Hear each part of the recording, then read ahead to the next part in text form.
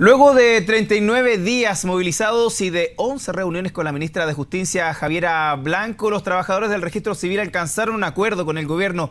Este establece el compromiso de enviar al Congreso un proyecto de ley para crear una asignación orientada a fomentar la productividad de sus trabajadores. Para conversar sobre este y otros temas, nos acompaña el secretario general de RN, Mario Desbordes. Don Mario, muchas gracias por estar acá en CNN Chile. Muchas gracias por la invitación.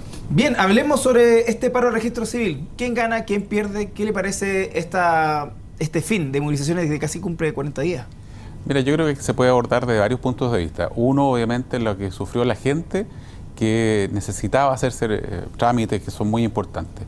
Es lamentable cuando un paro se extiende de esta manera y creo que faltó un poco más de muñeca en el gobierno como para haber concluido el paro con anticipación, pero sabemos que el registro civil es difícil, nos tocó a nosotros en el gobierno.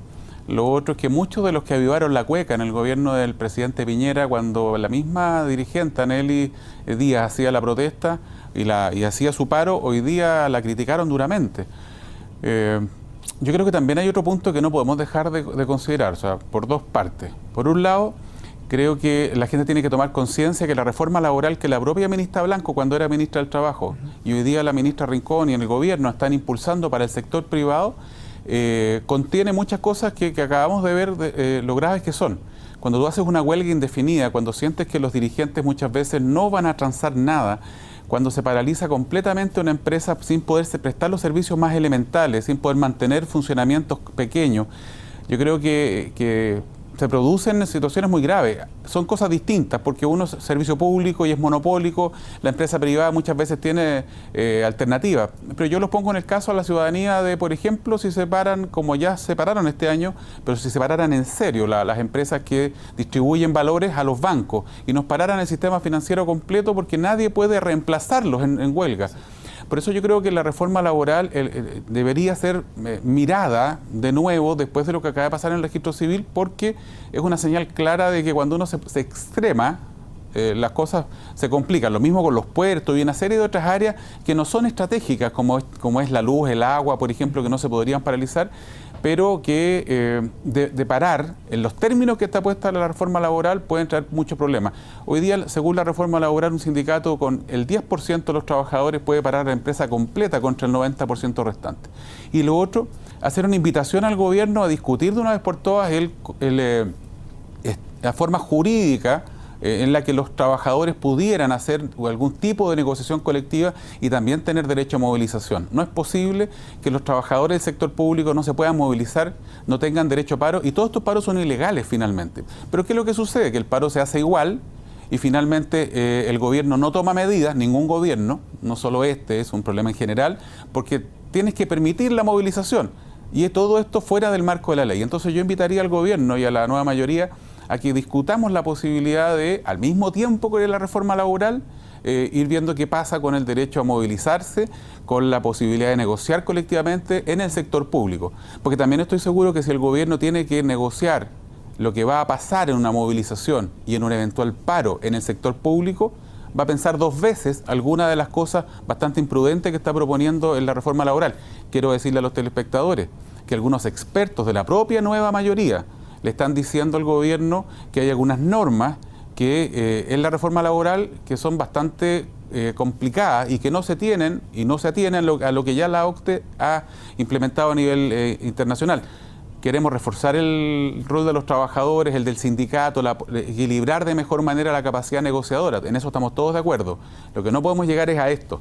39 días de paro rígido, sin posibilidad de reemplazar a nadie, con los servicios elementales paralizados. Este es un ejemplo claro de lo grave que podría ser la implementación de la reforma laboral. ¿Y a su juicio es el gobierno quien pierde o finalmente fue el país quien perdió todos estos días de finalmente trámites, que fueron más de 2 millones? Evidentemente que el que pierde es el país, es la gente que necesita hacer trámites. Sí es cierto que hay un padre que no puede sepultar a su guagüita con su nombre y es sepultada como NN, o sea, son casos quizás aislados, pero que son extremadamente duros. Hay mucha gente que no pudo cobrar su sueldo estos 2 o 3 meses, incluso sobre todo extranjeros, porque no tenían la cédula de identidad. También, claro. Gente que perdió trabajo, gente que perdió viajes al extranjero programados con mucha antelación. Yo escuchaba una señora que decía que se había endeudado para poder viajar al extranjero y que no pudo sacar el pasaporte porque estaba el paro. Bueno, comprender también que los trabajadores del registro civil están pidiendo lo que les parece correcto. Aquí los que le han echado toda la culpa a la señora Nelly Díaz, también recordarles que ella actuó conforme a lo que le mandataban las bases, sus trabajadores. Y la ministra Blanco, de quien yo tengo la mejor de las impresiones, yo creo que en este caso pecó un poco de rígida en algún minuto. Señor Desbordes, sobre el tema de la nueva Constitución, se hablaba justamente, el ministro Valdés decía que teme que sea extremadamente partidista. En ese sentido, ¿usted teme de que no solamente haya una especie de ideologización de un bloque, o bueno, también... Es evidente que el proceso que ha anunciado la presidenta, que es extraordinariamente difuso, la presidenta anunció todas las posibilidades, no se comprometió, no se casó con nada, ya no se jugó por ninguna opción. El ministro Izaguirre fue al Congreso a explicar en qué va a gastar y cómo va a gastar esos 3.000 millones de pesos y la verdad que no dio ninguna explicación tampoco. Esto se va a ver.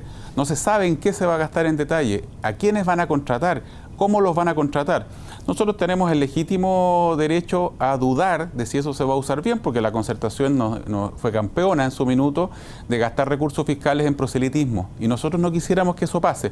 Y luego, 56, 57 grandes cabildos, como dice el ministro, con una hoja en blanco, donde se van a reunir en cada uno, en el mejor de los casos, ya 1.000 personas. ¿Cómo llegas a un documento? ¿Cómo concluyes con alguna cosa que finalmente sumas y propones al Congreso? Yo creo que aquí lo que pasa es que en el gobierno ya tienen más o menos cocinado lo que quieren plantear. En cada una de esas reuniones va a estar bastante maqueteada y finalmente lo que se va a hacer es terminar con un resumen de lo que quiere el funcionario de gobierno respectivo poner como resultado esa reunión. Yo quisiera que la Constitución se discuta entre todos, efectivamente. En Renovación Nacional no tenemos ningún problema y vamos a hacer anuncios dentro de estos días de una serie de propuestas. Renovación ya propuso hace 2 años atrás, en conjunto con la ADC, reformas constitucionales importantes.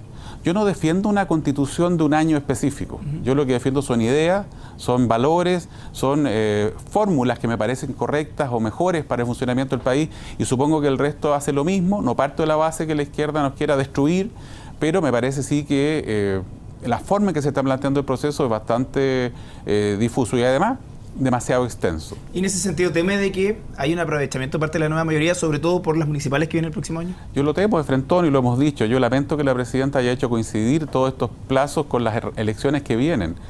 Aquí yo espero que no vuelvan a intentar lo que se hizo y tuvieron resultados. Ese es el problema. Cuando en plena segunda vuelta presidencial de Lavín con Lagos mandan una reforma laboral para instalar la discusión entre los buenos y los malos. Si van a hacer eso, bueno, sería muy malo para el país, porque una constitución tiene que partir en una discusión de mucha más altura. Yo valoro gente como Jorge Correa Sutil, como Guteme Martínez, que han planteado, bueno, discutamos la Constitución en serio, la que queremos para todos. No va a haber unanimidad, eso que la gente lo tenga claro. Segunda cosa, que no se le mienta a la gente diciéndole que la Constitución le va a solucionar todos los problemas, porque eso es falso. Durante 15 o 20 años ha habido varias excusas que la Concertación y la izquierda ha usado. Primero era Pinochet, después eran los enclaves autoritarios, se eliminaron los enclaves autoritarios, los senadores designados, y pasó a ser el binominal, el gran cuco, lo que provocaba que los problemas no se solucionaran.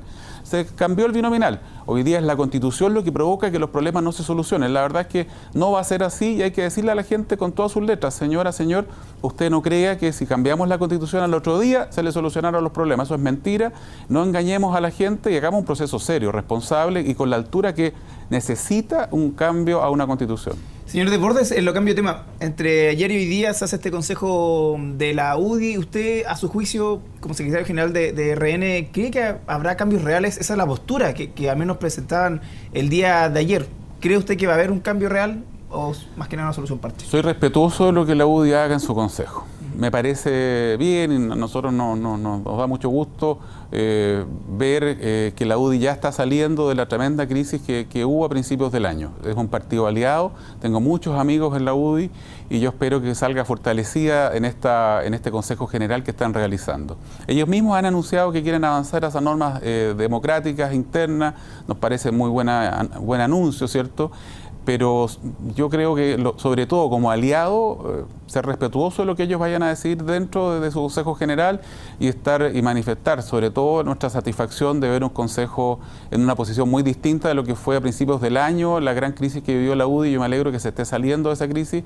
Nosotros vamos a apoyar a nuestros socios en las decisiones que tomen y cada uno dentro de su autonomía impulsará aquello que le parece más adecuado para el país. Y si se da la opción de poder finalmente sancionar a militantes que estén involucrados en casos irregulares, ¿usted estaría de acuerdo? Yo no quiero darle pautas a la UDI, ellos tienen que tomar decisiones autónomas. Yo solo respondo por Renovación. En Renovación Nacional, aquellos militantes que han sido formalizados por cualquier causa han tomado la decisión ellos de congelar su militancia. Y eso se los agradezco mucho porque uno tiene que ser leal con sus militantes, pero también los militantes tienen que ser leales con su partido.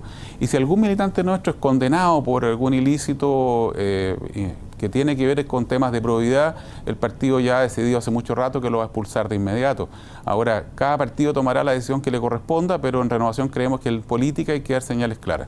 Cambiemos de tema. Sobre el tema de Casa Farmacia, sin duda que ha marcado esta semana en ese sentido. La postura de parte de RN pareciera ser no tener, porque hay alcaldes que dicen una forma, unos dicen que es una estafa, otros alcaldes, por ejemplo, de RN en Temuco, que dicen que vamos con esto. ¿Cuál es la postura real de RN? La postura de Renovación Nacional ha sido bien clara. Nosotros vamos a favorecer aquello que beneficie a los consumidores, a los usuarios. La Renovación Nacional no ha discutido en detalle, ¿cierto?, el tema de la farmacia que planteó el alcalde de Recoleta. El senador Manuel José Osandón, el Cote Osandón, invitó al senador, al alcalde, a la Comisión de Derechos Humanos, porque el senador Osandón quiere que escuchen en el Congreso lo que está planteando Jadwe. Osandón fue alcalde de la comuna más grande de Chile. Yo creo que este tema, más allá de la farmacia de Recoleta, nos tiene que hacer meditar sobre dos o tres puntos que son, creo, antecedentes previos a esto. Primero, la tremenda concentración en la farmacia. No es posible que haya un verdadero oligopolio, donde hay tres grandes cadenas que controlan todo.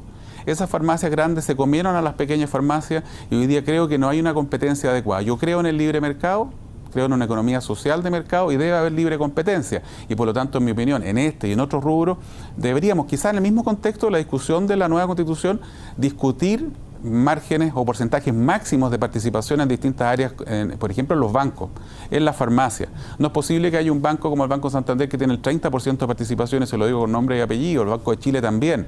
O sea, tenemos como país que tomar medidas para que no haya nadie que pueda manejar un rubro, no pueda imponer sus reglas en algún mercado específico. Y luego, como la colusión del confort. Y luego está el tema de por qué los laboratorios venden a un precio a la Cenabast y le venden a otro precio a las cadenas de farmacia, que también en eso entiendo que las cadenas de farmacia tienen una cierta excusa, una razón para explicar las diferencias en alguna medida, porque yo creo que las farmacias también son bien responsables de esto, las diferencias de precios. ¿Por qué los laboratorios le venden a un precio Cenabast? Algún telespectador me va a decir eso por volumen, porque compra mayor cantidad. No es tan así, porque las farmacias grandes también compran volúmenes muy grandes.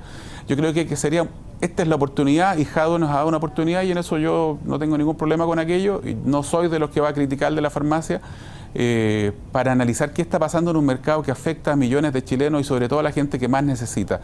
Este es el momento de mirar por qué no está funcionando bien el mercado. El modelo que yo defiendo, pese a lo que la izquierda pretende hacer creer, no es en donde hay concentración. Nosotros defendemos el libre mercado, donde hay muchos actores compitiendo entre sí. Y ojalá sea el momento de analizar esto. Y respecto a la farmacia de Jadwe, bueno, es una iniciativa que varios alcaldes nuestros ya tienen. Y de hecho hay clínicas municipales, etcétera. Yo prefiero al sector privado a cargo de todas estas áreas comerciales. Pero cuando hay distorsiones de este tipo, antes que criticar a Jadwe, me preocuparía de solucionar lo que está pasando en el mercado de la farmacia, de los laboratorios, y aprovechando el impulso, veamos qué está pasando también en los bancos, en la AFP y en otras áreas en donde hay una concentración excesiva que atenta contra el libre mercado. Bueno, también hay que estar muy al tanto de lo que está pasando con el cartel de confort, pero en ese sentido, ¿qué le parece la carta de Carlos Larraín, que habló sobre el señor Mate, las disculpas del arrepentimiento finalmente de lo que había hecho? ¿Qué le parece esas declaraciones de parte del señor Larraín? Conversé con Carlos Larraín, almorcé con él me dice, mira Mario, mi carta es para hablar de la persona de Leodoro Mate. Yo me refiero a él y creo que es valiente que haga pida esta disculpa y esta aclaración. desde el punto de vista que Mate señala que no tiene que ver con que no sabía de lo que había pasado. Bueno, en ese contexto entiendo la carta de Carlos Larraín. Él no ha justificado la colusión en ningún momento. También ha hecho un punto que nadie ha querido tocar en esa carta, que hay también en el Estado, por la provisión monopólica de algunos servicios, algo que quizás es tan malo o peor que la colusión, porque hay un mal servicio, se cobra caro y no funciona. Entonces, él está planteando eso. Yo creo que la carta no se entendió bien y también con el cariño que le tengo le hice ese comentario. La carta quizás debió haber sido un poquito más clara en la condena precisa y categórica a la colusión, pero Carlos Larraín no ha pretendido justificar la colusión y bueno, él conoce bien a Eleodoro Mate, yo no los conozco personalmente, así que no puedo opinar de ellos como personas, pero entiendo que él lo que quiere es explicar que se trata de una buena persona y sobre todo valorar el gesto de Mate de haber salido a la cara rápidamente. Se nos acaba el tiempo, muy cortito. La opción de que Sebastián Piñera sea nuevamente candidato a ser presidente, ¿debe ser ya el momento para que se candidatee o...? Yo no estoy de acuerdo, yo esperaría hasta después de las municipales, que Renovación tiene muy buenos nombres. Está el senador Espina, el senador Chaguán, el senador Osandón, el senador Alamán. Tenemos estupendos nombres. Claramente de Sebastián Piñera, el expresidente, para mí el presidente Piñera, es una tremenda alternativa también. Y yo espero que en primaria decidamos quién es nuestro candidato. Mientras tanto, la responsabilidad de los dirigentes políticos es impulsar a todos los buenos candidatos, que tengamos hartos buenos pingos corriendo, cuidarlos a todos. A mí me parece que es importante que los cuidemos a todos para que tengamos la mejor opción hacia adelante. Pero antes que pensar en la presidencial, tenemos una elección municipal que es harto importante. Así que yo creo que hablar hoy día presidencial es poner la carreta delante de los bueyes. Perfecto, señor Desbordes. Muchas gracias por estar en CNN Chile. Muchas gracias a usted.